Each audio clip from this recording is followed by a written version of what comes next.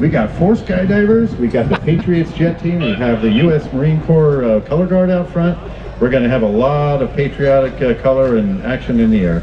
And that's just the opening ceremonies at 10 a.m. And from there, it's non-stop flying. Hang around and check it out.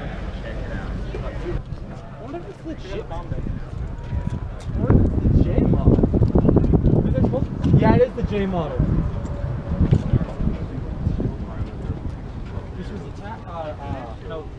Welcome to Nevada County Airfest 2015. It's the first weekend in July after the 4th. We only do this once every 2 years because it's such a big deal here at the airport. This year we've got this B-25 on display. Old Glory, B-25J. Let's go look at some old airplanes. We'll start with some antiques over here. Get your t-shirts, t-shirts right here. We got this year's t-shirt, 15, great. Oh, it's pretty early, Johnny, hard to be hanging around the Lazy Dog ice cream booth already. I heard you were trying to quit. Get your pancake breakfast. A lot of the pilots and crews here already.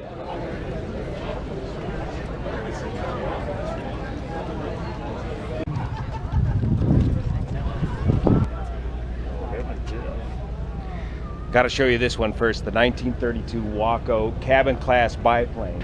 Super rare machine. Where'd you come up from today? Where'd you come up from? Fresno. All the way up from Fresno. We got the Continental, the Continental 220, the Continental 220 radial engine, ground adjustable propeller. Just restored to perfection. This guy spent many years restoring it, and he found out that his dad used to own this airplane. Let's go take a look at the inside. This is a wind-driven generator here.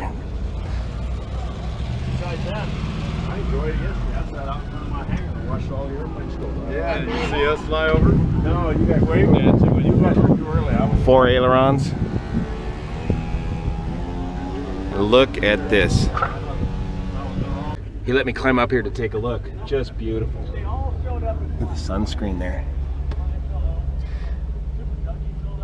The big chrome switch in the middle is your magneto switch, left and right mags, turning the engine on and off.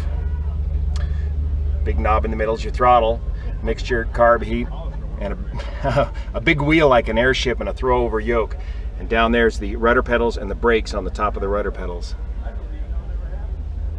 And all you can see is engine out the front of this thing. And the roll-up windows like an old car. And that's the view, the passenger view out the side. Waco cabin class biplane. Very, very rare. There's the data plate, 1932. Like most of these early airplanes, fabric covering. It may seem like a flimsy concept, but it's incredibly strong.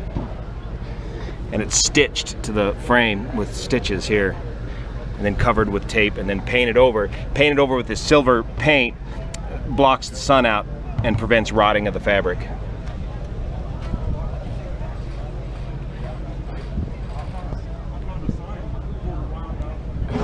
Corrugated aluminum gives a little stiffness.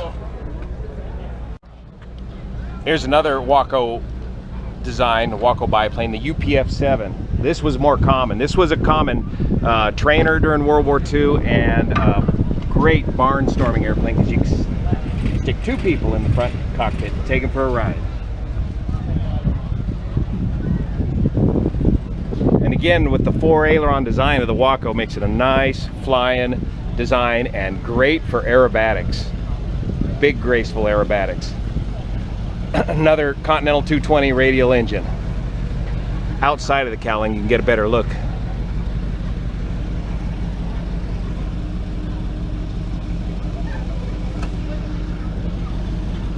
One great big simple carburetor right back there.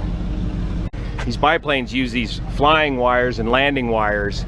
Actually, this is the flying wire, this is the landing wire, to give the rigidity and strength to the biplane design and makes it a very strong design.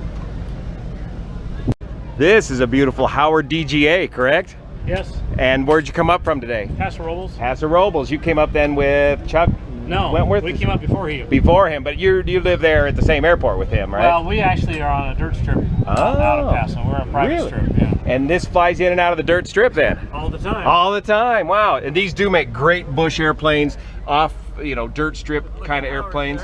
What's that? Thank you. And it's another nice big 4+ seater cabin airplane. Actual assembly and did the work on it. Real common bush plane up in Alaska back in the days. Well, not terribly common, but fairly common. That's a good point. The Beaver was the most common bush plane in Alaska, but plenty of these were used up there too. Howard DGA, very fast airplane. Look at that wing. All wood construction in the wings here. Wood spars, wood ribs, and plywood covering, and then fabric over that. Gives it a very clean, slick design. And here we got the big, I think it's a 985 radial engine. About 450 horsepower. Here's another very distinctive design from the 30s. It's got this distinctive gull wing design, the Stinson Reliant.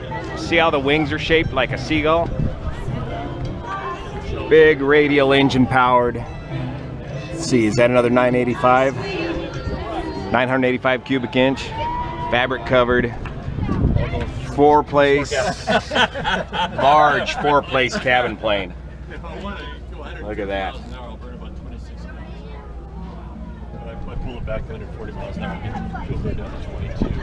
26 gallons per hour if you're stepping on it. Yeah. And what's your best economy roughly? 22, 21. And what kind of speed do you see in And there? I've got 138 to 140 miles an hour. That's burning some gas. Back when gas was cheap. Yeah, I burned some oil. Oh yeah, yeah. Actually, I'm losing it. I got to go in for an annual this next month. I'm going to get some of the oil leaks fixed. And you measure your oil by the gallon on this one, not the quart. You had gallons. Yeah. What are you doing, Christy? Two beautiful Luscoms, my favorite, and Pete's favorite too. This one won Reserve Grand Champion, a local Grass Valley airplane. Won Reserve Grand Champion at the local Luscombe Fly-In in Columbia, California. And this one won Best Luscombe 8A. Just getting it freshly restored. Doug Johnson here in town. Look at that polish.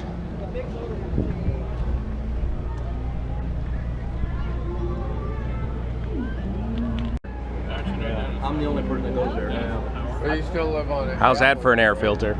But yeah, That's a big engine Stearman, big 985 on the venerable Stearman biplane. Thousands of these were produced to train pilots in World War II. And then many hundreds more were used as crop dusters after the war in this kind of configuration with the big engine and no cowling on it. So the student sat back here learning how to fly while the instructor sat up there and screamed at him. the whole front end opens up. There's a rear view mirror. See what's going on with the student. And a gas gauge, that glass tube hanging out of the wing there.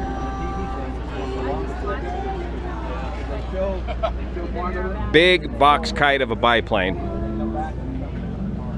Great trainer because it's kind of hard to handle. Fabric covered. Look at that red. Stearman, Wichita, Kansas. This is the Cessna Bird Dog aircraft used extensively during the Vietnam War as a forward air controller. You would fly and control the air assets, air to ground assets from this aircraft. An extremely dangerous mission during the Vietnam War. Fighter pilots would have to cycle through this mission, and many of them weren't happy about it. Here's a Fairchild PT-26, another common World War II trainer. A lot of these trainers were built out of what they called non-strategic material. A lot of wood and fabric used in building these aircraft and saving the steel and aluminum for the frontline fighters. Now this is special this year here at the Airfest. Robert Grainer brought down a little Formula One race plane from the Reno Air Races. This is a tiny little cassette air racer, pylon racing, just like that, up at Reno each year in September. And look how tiny these little airplanes are. This is a racer from the 60s.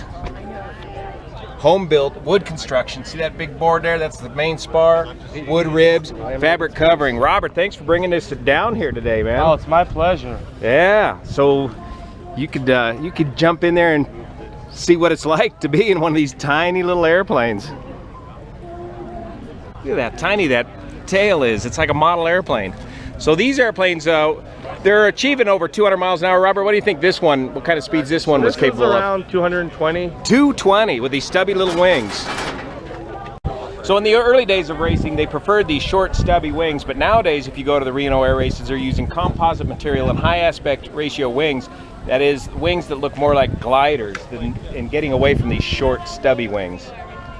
But still, this thing was well over 200 miles an hour on a small 100 horsepower engine, 200 cubic inch, spinning up, what do you think, way beyond redline, the stock redline, 4,000 RPM? 4,000 to 5, yeah. Yeah, 4,000 to 5,000 RPM. Gives them a very unique sound. Bill Scalar. How's it going? Good.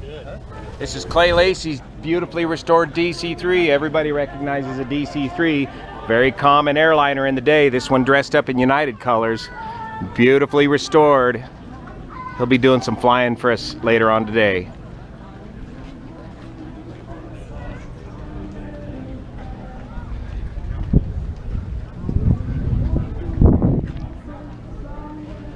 And I hear the inside of this thing is just immaculate.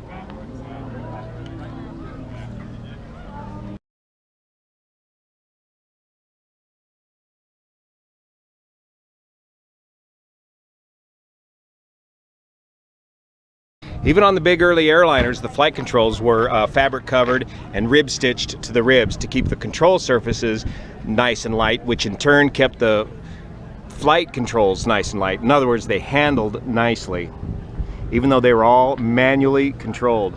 See way over there on the ailerons are the same thing, fabric covered. Lots of intricate compound curved designs in these aluminum aircraft. Required a lot of good sheet metal skill to produce. The cool thing about bringing your own DC-3 to the air show is lots of shade. It's the shade venue for the entire show. It's like an aluminum overcast. Here's everybody's favorite, the P-51D, up from Stockton. Polish, polish, polish. Keep that prop shiny. Where's my Pete? Yeah, we gotta get Pete out here. Comfortably numb. Of course, the most famous air superiority fighter from World War II. Note the black and white stripes on there. That's invasion stripes for D-Day. All the Allied aircraft were painted with the invasion stripes to avoid confusion with enemy aircraft on the big D-Day invasion. 3 50 caliber guns on each side of the wings. You're one of the owners of this airplane, correct? Yeah. So tell us about the story of Comfortably Numb. It used to be called G-Ster. It was in a museum over at Duxford in England. Okay. And it was owned by David Gilmour, lead singer of Pink Floyd. Wow, that's where you get the name. Really? And he wanted to keep the originality of David Gilmour owning it. So he toyed around with a couple of different ideas and he came up with Comfortably Numb. Nice. After David Gilmour had flown in an airplane, he felt comfortably numb. So that's where we get that song about learning to fly and all that. So he was an avid flier. He loved to fly. Did he solo in this? Yes, he did fly. Really? Yeah. On his own, huh? Yep. Wow. Yep, he loved to fly. And so when Terry brought it home, he wanted to keep that memory of David Gilmour owning the airplane. Wow, that's a great story. I didn't know that. Yeah. Oh, that'll give us lots to talk about today. Yeah, thanks. Very cool. Lives in Stockton today. Beautiful restoration. P-51D. Smooth laminar flow wings gave this aircraft the range and capability that it needed to defend the bombers in World War II. That big scoop on the bottom of the P-51 is a very distinctive feature. That's how you can tell you're looking at a P-51. That's for the radiator for the liquid-cooled Allison V12 engine. And this big door out the back is the exhaust for that radiator. So it opens and closes as you need it for heating and cooling of the engine. Matching shirts from the same thrift store. Yeah, we love the Salvation Army. So did you hear this? It's picture time with my friend George Patrick Giard, longtime airplane owners and purveyors of mayhem here at the airport. You tell him, JB. This is Steve Couch's P51H, a very rare H model Mustang, and you can tell it's the H model from the big tail. This was kind of a post-war Mustang, or right at the end of the war. This was the last of the line, the end of the line for the Mustangs. Here's Pete's favorite airplane, Skipper, he calls it, from the movie Planes. A genuine chance spot F4U Corsair with a Pratt & Whitney 2800 radial engine, the distinctive bent wings, you just can't miss it. Huge single engine fighter.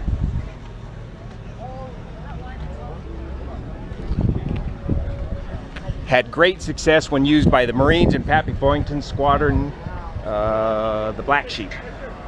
Again, 650 caliber machine guns and room for armament on the bottom of the wings.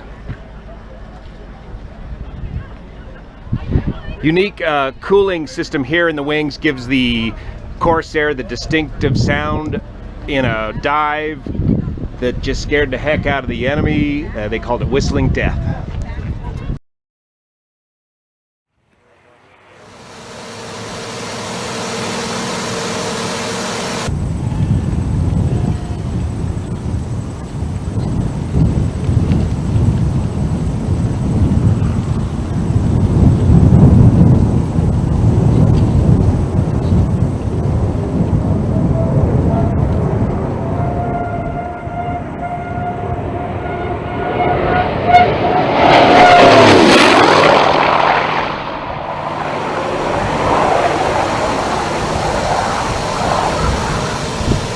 Diameter of this prop on the 2800, I think it's 17 feet, necessitated this odd wing design, as they initially designed this to be a carrier-borne aircraft. So in order to get the strength out of the landing gear and clear the prop at the same time, they had to design that bent wing. And then they found out it was too damn hard to fly off a carrier initially, using their old carrier tactics, until the British picked it up and kind of retrained everybody how to fly the pattern onto a carrier into a short turning steep pattern so that you can see the carrier. Out of this airplane, all you can see is engine.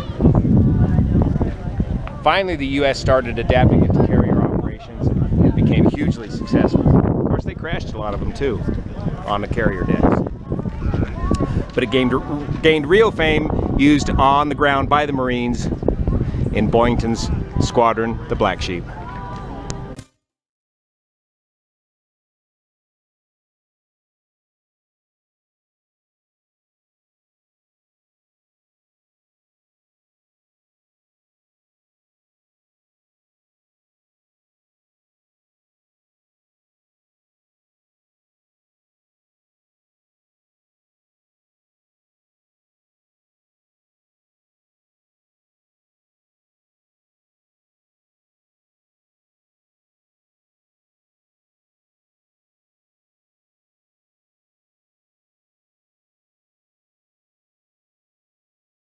Hawker Sea Fury out of Ione, California, Dennis Sanders. Here's Corey Wells, Reno Air Race pilot and racer, flying Argonaut for us today.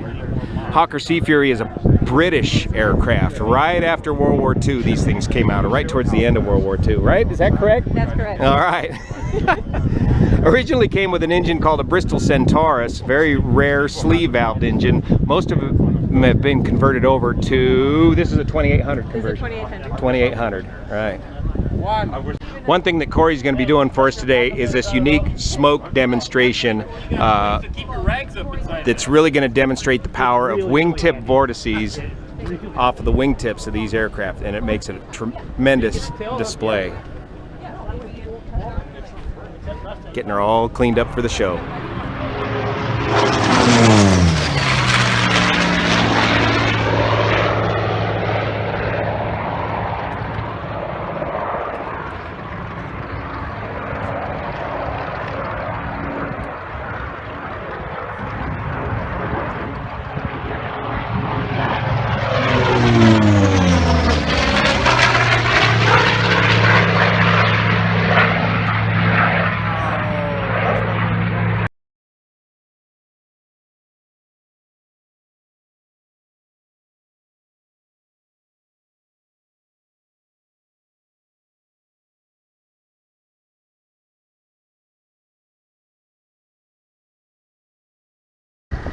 And of course, another one of the star featured aircraft today, the B-25J, Old Glory.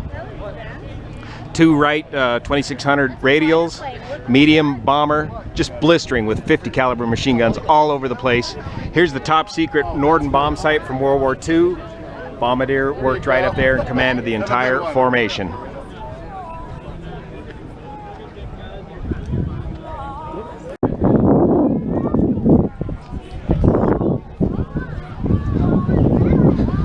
Pilots and crew had to climb through this little door here. Here's your bomb bay with your bombs on board. There's a little hatch up there. You can access the bomb bay if you need to unjam something. Here's the release mechanisms, electrically triggered. And the crew in the back of the aircraft had to access through this door back here. Waist gunners, tail gunners, a very large crew to operate this airplane.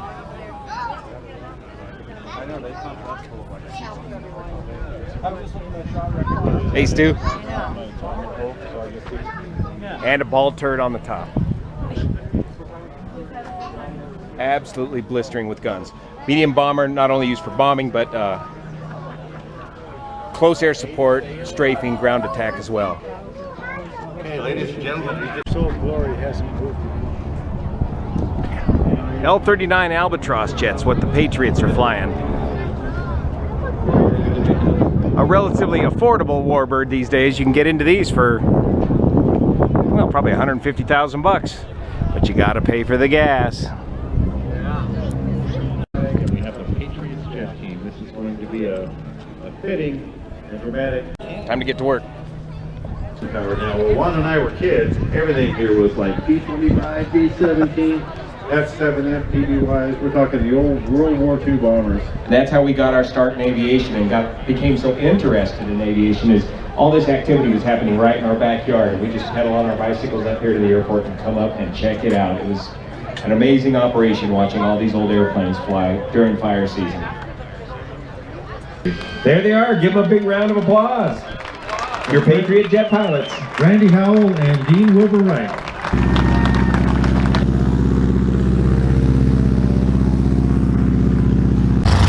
We're launching the AT-6s now.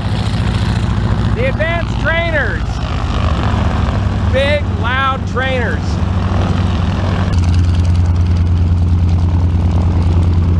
That's Tinker Toy, Tom Dwelly, race 7 from Reno. An award-winning racing AT-6. To the root of the If you ever need a lift out of the woods and they're around, they'll give you that lift, and it's a free ride. Ask me how I know, as opposed to the CalStar, which can be very expensive.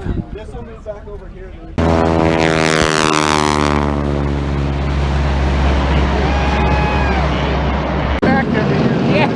4 hours of bullshit. Yeah, 4.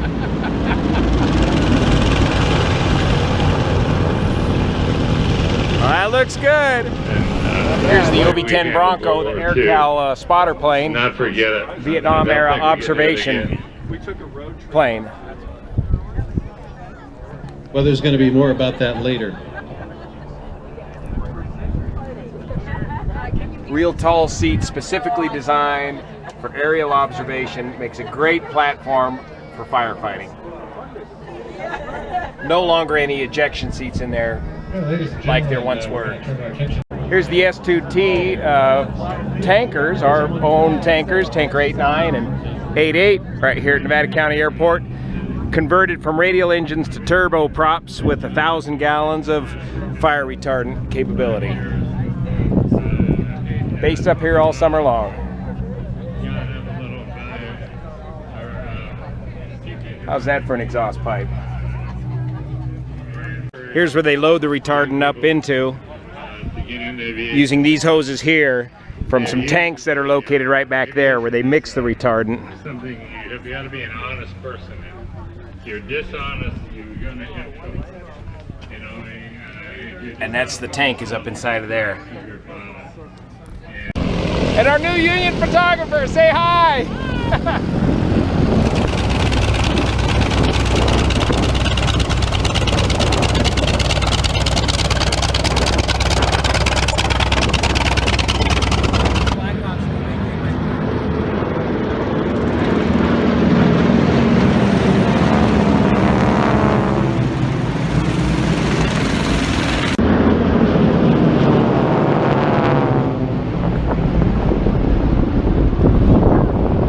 that? That's him. That's you, huh? A few years ago? Yeah.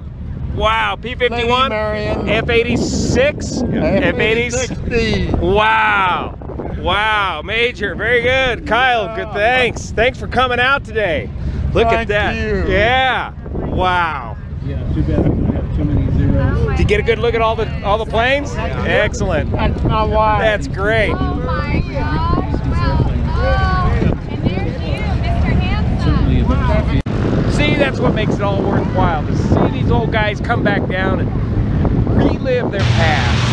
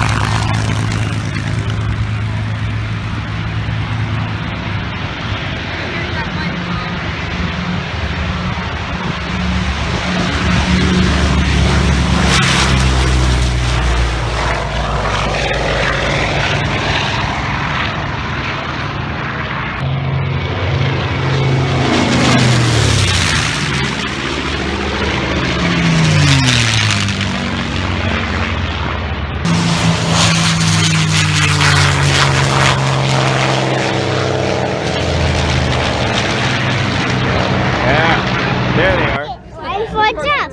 And it what? Two folds up. Two what folds up? The wheels. Where do they fold up? In the wings. Up into the wings? Can you demonstrate there, Charles? They were tracked. They what? They were tracked. Retract into the wings, huh? And what does that do for him? What is that? Why does he do? So he doesn't crash his wheels. That's right. And it helps him go faster too, right? Yeah. You gonna let Pete have a go? Okay. You gonna share it? That's good. Sharing's good. But be careful with this.